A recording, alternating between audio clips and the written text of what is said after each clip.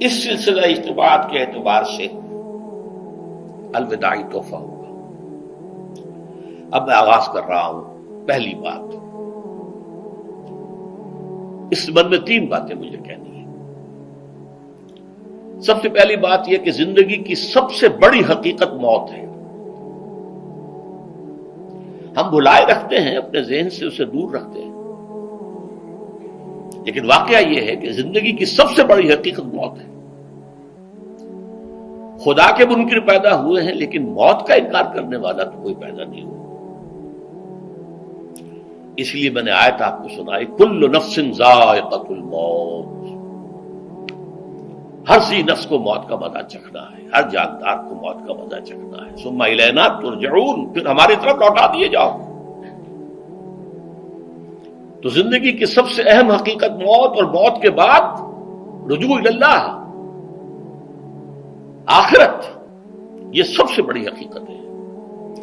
ایک حقیقت سب مانتے ہیں، سب جانتے ہیں، دوسری حقیقت کے اوپر پردہ پڑا ہوا ہے۔ میں نے اس اعتبار سے نوٹ کیا، یہ الفاظ قرآن میں 3 مرتبہ ہے، کل نفس ذائقۃ الموت، ہر جاندار کو موت کا مزہ چکھنا ہے۔ انبیاء اس سے مستثنا نہیں رہے، رسول اس سے مستثنا نہیں رہے، اولیاء اللہ مستثنا نہیں رہے۔ وقتی طور پر استثناء حضرت عیسیٰ کا ہے کہ ابھی وہ زندہ ہیں، لیکن عیسیٰ یاتی علیہ الموت، حضور نے فرمایا عیسیٰ پر بھی موت آئے گی، جب دوبارہ آئیں گے زمین پر اتریں گے، پھر اس کے بعد ان پر موت وارد ہوگی، ان کی نماز جنازہ پڑھی جائے گی، انہیں دفن کیا جائے گا حضور کے پہلو میں، شادی بھی کریں گے، اولاد بھی ہوگی۔ باقی تو یہ ہے کہ کل نفس ذائقۃ الموت، سب کو موت کا مزہ چکھنا ہے۔ عیسیٰ بھی بالآخر اس سے مستثنا نہیں رہیں گے، بلکہ قرآن میں ایک جگہ کہا گیا ہے أَفَإِن مِتَّ فَهُمُ الْخَالِدُونَ، کیا ہے نبی، اگر آپ کا انتقال ہو گیا تو یہ کیا ہمیشہ رہیں گے؟ کون ہے دنیا میں جو ہمیشہ رہے؟ انتقال تو ہونا، آپ کا بھی ہونا ہے۔ إِنَّكَ مَيِّتٌ وَإِنَّهُمْ لَمَيِّتُونَ، یہ تو مختصر ترین الفاظ تھے۔ اس سے آگے بڑھیے، سورہ انبیاء میں فرمایا کل نفس ذائقۃ الموت وَنَبْلُوكُمْ بِالشَّرِّ وَالْخَيْرِ فِتْنَةً وَإِلَيْنَا تُرْجَعُونَ، ہر جاندار کو موت کا مزہ چکھنا ہے، اور اس سے پہلے پہلے ہم تمہیں آزماتے رہیں گے، خیر کے ذریعے بھی، بھلائی دے کر، صحت دے کر، دولت دے کر، اولاد دے کر، شہرت دے کر، اور برائی کے ذریعے سے بھی، تنگ دستی دے کر، بے عزتی دے کر، اہانت دے کر، ذلت دے کر۔ وَإِلَيْنَا تُرْجَعُونَ، اور پھر ہماری طرف لوٹائے جاؤ گے۔ یہ وہ دوسری حقیقت جو میں نے کہا کہ جس پر پردہ پڑا ہوا ہے، بہت بڑا پردہ ہے۔ لوگ یہی سمجھتے ہیں کہ یہی دنیا کی زندگی ہے۔ قرآن کہتا ہے إِنَّ الدَّارَ الْآخِرَةَ لَهِيَ الْحَيَوَانُ لَوْ كَانُوا يَعْلَمُونَ، یہ تو آخرت والی زندگی ہے جو اصل زندگی ہے، کاش کہ انہیں معلوم ہوتا۔ اس سے بھی زیادہ تفصیل سے یہ آل عمران میں آئی آیت، كُلُّ نَفْسٍ ذَائِقَةُ الْمَوْتِ وَإِنَّمَا تُوَفَّوْنَ أُجُورَكُمْ يَوْمَ الْقِيَامَةِ، ہر جاندار کو موت کا مزہ چکھنا ہے، اور پھر تمہیں پورا پورا تمہارا اجر اور بدلہ دے دیا جائے گا قیامت کے دن۔ فَمَنْ زُحْزِحَ عَنِ النَّارِ وَأُدْخِلَ الْجَنَّةَ فَقَدْ فَازَ، جو کوئی آگ سے بچا لیا گیا اور جنت میں داخل کر دیا گیا وہ تو کامیاب ہو گیا۔ اللہم ربنا اجعلنا منہم، اللہم ربنا اجعلنا منہم، اللہم ربنا اجعلنا منہم۔ وَمَا الْحَيَاةُ الدُّنْيَا إِلَّا مَتَاعُ الْغُرُورِ، اور دنیا کی زندگی تو سوائے دھوکے کے سامان کے اور کچھ نہیں ہے۔ دھوکہ کس معنی میں؟ یہ تمہیں اصل زندگی سے غافل کر دیتی ہے۔ تم کہیں سفر پر جا رہے تھے، تمہارا کہیں گھر تھا، تمہیں واپس آنا تھا، تم راستے ہی میں کسی دلچسپی میں ایسے مگن ہوئے کہ گھر بار سب بھول گئے۔ یہ تو تمہارا عارضی سا سفر تھا، تم نے اسی کو اپنی منزل بنا لیا، اپنا ٹھکانہ بنا لیا، تو دھوکہ دیا اس نے تمہیں۔ ویسے دنیا کی زندگی دھوکہ نہیں ہے، بڑی حقیقت ہے، اس لیے کہ حضور نے فرمایا انما الدنیا مزرعۃ الآخرہ، یہ دنیا آخرت کی کھیتی ہے، یہاں بو گے تو وہاں کاٹو گے، یہاں کچھ کمائی کرو گے تو وہاں اس کا بدلہ ملے گا۔ اس اعتبار سے دنیا بہت بڑی حقیقت ہے، ایک ایک لمحہ بہت بڑی قیمتی شے ہے، لیکن اگر یہ دنیا تمہیں آخرت سے غافل کر دے تو اس سے بڑا دھوکے باز ہو کوئی نہیں۔ یہ اصل دجال ہے۔ میں نے تقریباً 60 برس کی عمر کو جب میں پہنچا تھا تو موت کا انتظار شروع کر دیا تھا۔ میرے قریبی احباب کو معلوم ہے، میں کہتا رہا، یہ بھی کہتا رہا کہ بھائی میں اپنے حصے کا کام کر چکا ہوں، جتنی صلاحیت اللہ نے دی تھی، جتنی بھی میرے اندر استعداد تھی، میں اس کو بھرپور طریقے پر استعمال کر چکا ہوں۔ دم واپسی برسرے راہ ہے عزیز و اب اللہ ہی اللہ ہے، یہ میرا معاملہ رہا ہے 60 برس کی عمر سے۔ اس کے بعد اللہ نے مزید 14 برس دیے ہیں۔ یہ نافلۃ لک کے درجے میں میں کہتا ہوں، اس کا اللہ کا عطیہ خصوصی ہے، نفل ہے، ہمیشہ کہتا رہا ہوں۔ مسنون زندگی تو 61 برس ہے ہمارے حساب سے۔ علامہ اقبال کے بارے میں سنا ہے کہ رویا کرتے تھے کہ میری عمر حضور کی عمر سے زیادہ نہ ہو جائے، وہ 6 مہینے کم ہی رہی ہے حضور کی عمر سے۔ جو حضور کی عمر تھی وہی حضرت ابو بکر کی، وہی حضرت عمر کی، وہی حضرت علی کی۔ ہاں، حضرت عثمان 82 برس کے ہوئے ماشاءاللہ۔ پھر یہاں کے مجددین میں سے وہی عمر حضرت شیخ احمد سرہندی کی، وہی شاہ ولی اللہ دہلوی کی۔ ہاں، شیخ عبدالحق محدث دہلوی رحمۃ اللہ علیہ 82 برس کی عمر۔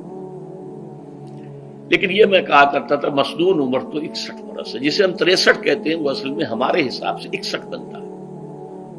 وہ 63 قمری ہے، جو 9 دن کم ہے، قمری سال جو ہے وہ شمسی سال سے۔ بہرحال میں اس وقت سے منتظر تھا، لیکن جو بھی وقت اللہ نے دیا ہے، اللہ کا شکر ہے، وہ مفید کاموں میں لگا ہے۔ ان میں خاص طور پر میں سمجھتا ہوں کہ اللہ کا مجھ پر سب سے بڑا احسان، اور مجھے پر نہیں، بہت بڑے پیمانے پر لوگوں پر جو احسان ہوا ہے، وہ میرا 1998 کا دورہ ترجمہ قرآن ہے جو کراچی میں ہوا تھا۔ 1998 کے مارچ میں میرا بڑا آپریشن ہوا، دونوں گھٹنے تبدیل کیے گئے، لیکن 98 کے آخر میں، حالانکہ میں چل نہیں سکتا تھا، کراچی میں مسجد جو ہے اونچی ہے، دوسری منزل پر ہے، تو خاص ریمپ بنایا گیا جس کے ذریعے میں ویل چیئر پر مجھے لے جایا جاتا تھا۔ میں نے درس دیا۔ اس درس کی گزشتہ چند سالوں سے پوری دنیا میں جو گونج ہوئی ہے اللہ کے فضل و کرم سے، اللہ کا کوئی حکمت خداوندی اس کے ساتھ وابستہ ہے۔ اس میں میرے کسی کام کو دخل نہیں ہے، میری کسی کوشش کو دخل نہیں ہے۔ میں نے تو جو درس میں دیتا آ رہا تھا سن 85 سے، دورہ ترجمہ قرآن، البتہ یہ بات ضرور ہے کہ میں نے محسوس کیا تھا کہ سن 98 کے اس درس میں دورہ ترجمہ قرآن کے مجھے خصوصی انشراح حاصل تھا۔ میری ساری گفتگو کا حاصل کیا ہے؟ دیکھیے، نظریاتی تحریکوں کا تعلق اشخاص سے نہیں ہوتا، ٹھیک ہے، کوئی اس کا داعی ہوتا ہے، کوئی اس کا مؤسس ہو جاتا ہے، کوئی اس کا آغاز کرنے والا ہوتا ہے، لیکن نظریاتی تحریک افراد سے وابستہ نہیں ہوتی۔ افراد آتے چلے جاتے ہیں اپنا اپنا حصے کا کام کر کے، جس کو جتنا مقدر ہے، جتنی اللہ تعالیٰ کی طرف سے توفیق ہے، وہ اپنا کام کرے گا، چلا جائے گا۔ یہ چمن یوں ہی رہے گا اور ہزاروں جانور اپنی اپنی بولیاں سے بول کر اڑ جائیں گے۔ مبارک ہیں وہ لوگ جنہیں قرآن کی بولی بولنا نصیب ہو جائے۔ وَإِنْ يَحْسَبُ أَنِّي مِنْهُمْ، مجھے گمان ہے، اللہ کا فضل ہے کہ میں ان میں سے ہوں، میں نے قرآن کی بولی بولی ہے، اور قرآن مجید کو جیسا کہ وہ ہے، ایز اٹ از، اپنے کو مذمومہ خیالات، اپنے کوئی ذہن سے زائدہ نظریات کو میں نے اس میں دخل نہیں دیا، جسے انگریزی میں آپ آبجیکٹیولی کہتے ہیں، خالص معروضی طور پر قرآن کو پڑھا ہے، قرآن کو قرآن سے سمجھا ہے، یا پھر سیرت رسول سے سمجھا ہے۔ میں لفظ سنت کی بجائے سیرت استعمال کر رہا ہوں۔ قرآن مجسم حضور تھے صلی اللہ علیہ وسلم، اور حضور کی سیرت اور حیات جو ہے وہ قرآن مجید کی اصل تفسیر ہے۔ یہ حقیقت بھی بہت کم لوگوں کے علم ہے۔ وہ احادیث کا نام تو لیتے ہیں، احادیث بھی ہے، سیرت بھی تو احادیث ہی سے ہمیں ملتی ہے، لیکن میں خاص طور پر سنت یا حدیث کی بجائے سیرت کا لفظ استعمال کرتا ہوں۔ قرآن کی 2 سورسز ہیں، قرآن خود اور سیرت رسول صلی اللہ علیہ وسلم۔ بہرحال انشاءاللہ العزیز یہ کام بڑھے گا، چلے گا، یہ میں ابھی بعد میں عرض کروں گا۔ دوسری بات جو میں نے آیت پڑھی آپ کو، وَمَن نُعَمِّرْهُ نُنَكِّسُ فِي الْخَلْقِ أَفَلَا يَعْقِلُونَ، بہت بڑی حقیقت زندگی کی یہ بھی ہے، جس کی ہم عمر زیادہ کر دیتے ہیں اس کی خلقی صلاحیتوں میں کمی کر دیتے ہیں۔ موٹی بات ہے، بڑھاپا آئے گا، ہمیشہ کی مانی ہوئی بات ہے۔ اگرچہ جوانی میں آدمی بڑھاپے کا تصور نہیں کرتا، لیکن بڑھاپا آنا ہے، یہ بھی ایک حقیقت ہے موت کی طرح۔ غالب نے کہا تھا مزمحل ہو گئے قوائے غالب، اب عناصر میں اعتدال کہاں۔ ایک صاحب نے مجھے شعر سنایا تھا، ابراہیم صاحب سے، ٹونک کے رہنے والے، ذوف پیری بڑھ گیا، جوش جوانی گھٹ گیا، اب عصا بنوائیے نخل تمنا کاٹ کر۔ یہ تمنائیں جو ہیں طول العمر، انہیں کاٹو، اب گئی جوانی، امنگوں والا دور گیا، اور یہ جو تمناؤں کا پودا ہے اس میں سے لکڑی لے کر عصائے پیری بنوا لیجیے، اب بڑھاپے کے لیے ایک عصا درکار ہے۔ بڑا پیارا شعر ہے، ذوف پیری بڑھ گیا، جوش جوانی گھٹ گیا، اب عصا بنوائیے نخل تمنا کاٹ کر۔ ابھی 2-3 دن ہوئے ہیں یہاں پر جو خانہ فرہنگ ایران ہے اس کے ڈائریکٹر آئے تھے، انہوں نے فارسی کا ایک شعر سنایا، بڑا پیارا شعر ہے، در جوانی گفتم کہ شعر شعر است اگرچہ پیر بود۔ جوانی میں میں یہ کہا کرتا تھا کہ شعر تو شعر ہی ہوتا ہے، چاہے بوڑھا ہو جائے، بوڑھے ہونے سے اس میں کیا فرق واقع ہو جائے، شعر شعر است گرچہ پیر بود۔ چوں میں پیری رسیدم، جب میں خود پیری اور بڑھاپے کو پہنچ گیا، دیدم، تو مجھے یہ بات نظر آئی کہ پیر پیر است گرچہ شعر بود، بوڑھا بوڑھا ہی ہوتا ہے چاہے وہ شعر ہی کیوں نہ ہو۔ تو یہ بڑھاپا جو ہے یہ زندگی کی دوسری بڑی حقیقت ہے۔ اس کا ایک اثر تو سب کو معلوم ہے، قوائے غالب جو میں نے کہا، بڑھاپے کا عام نتیجہ جسمانی ضعف، سب جانتے ہیں، لیکن مجھ پر اور کچھ اور لوگوں پر بھی خاص طور پر اس کا جو ایک اثر ہوتا ہے، یہ مجھ پر ہوا ہے، وہ ہے یادداشت کی کمزوری، اور یہ میں کئی سال سے محسوس کر رہا ہوں۔ میری پرانی یادداشت بڑی مضبوط ہے، قوی ہے، اس میں کہیں کوئی کمی نہیں ہے، لیکن ریسنٹ پاسٹ کی چیزیں جو ہے، پچھلے 5-6 سال کے واقعات مجھے یاد نہیں رہتے، اشخاص سے ملا ہوں اور دیکھ کے پہچان لیتا ہوں، کئی بار ملاقات ہوئی ہے، نام یاد نہیں آتا، تاریخیں اور اشخاص کے نام کے اعتبار سے تو خاص طور پر کئی سال سے میری جو میموری ہے وہ امپیئرڈ ہے، اور میں محسوس کرتا رہا ہوں کچھ عرصے سے کہ عین تقریر کے دوران محسوس ہوتا بلیک آؤٹ ہو گیا، اور مجھے سلسلہ کلام جوڑنے کے لیے سوچنا پڑا۔ بعض اوقات 1000 کروڑ مرتبہ بولے ہوئے الفاظ غائب،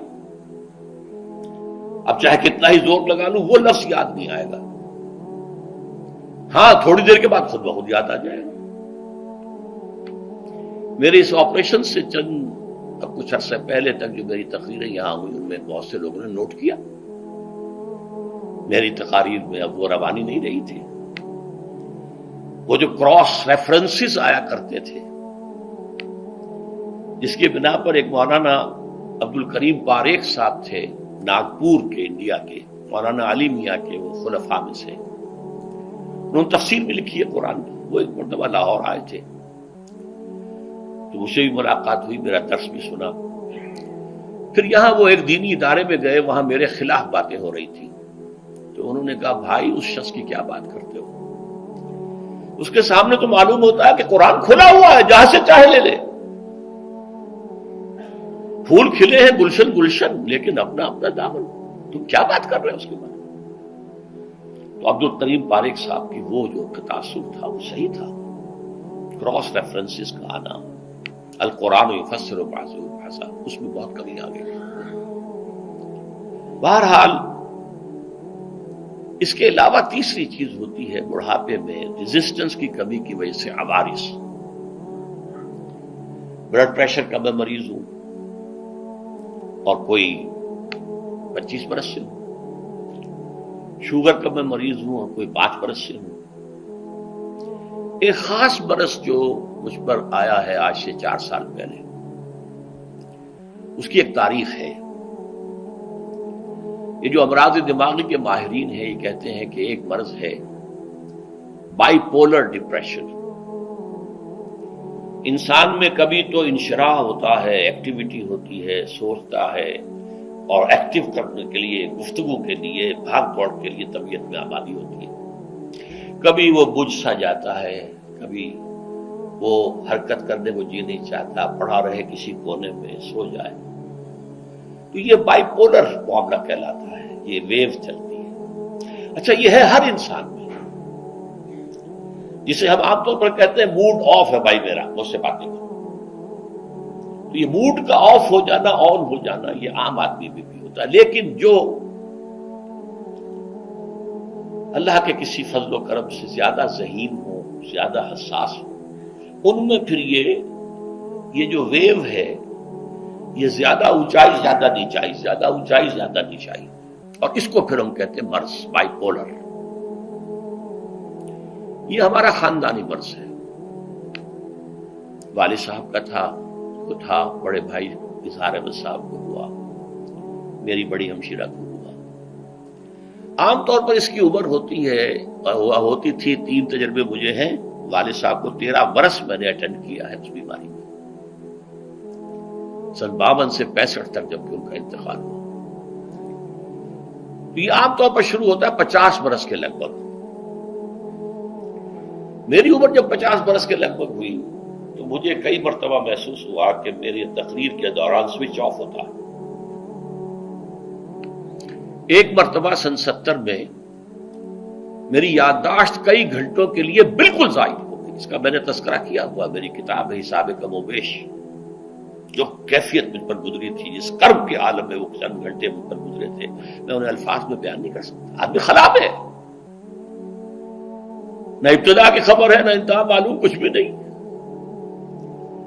میں جب 50 برس کا ہوا اور یہ ایک مرتبہ مجھے جھٹکے لگے مسجد سمن آباد کے اندر، تو میں نے ڈاکٹر رشید چودھری صاحب سے، وہ میرے والد صاحب کے بھی معالج رہے تھے، میں نے ان سے کہا کہ یہ ڈینجر زون میں داخل ہو گیا ہوں.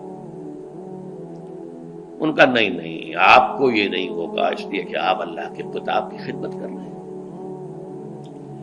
تو ان کی یہ بات تو پارشلی ٹروتھ نکلی کہ 70 برس کی عمر میں مجھ پر یہ 20 برس اللہ تعالیٰ نے مجھے اس میں ایک بونس دے دیا. 70 برس میں ظہور ہوا. اس کا ایکسائٹنگ کاز بنا ہے افغانستان میں جو حادثہ ہوا طالبان کے ساتھ. اتنا صدمہ مجھے تھا، ایک دم بیٹھ گیا.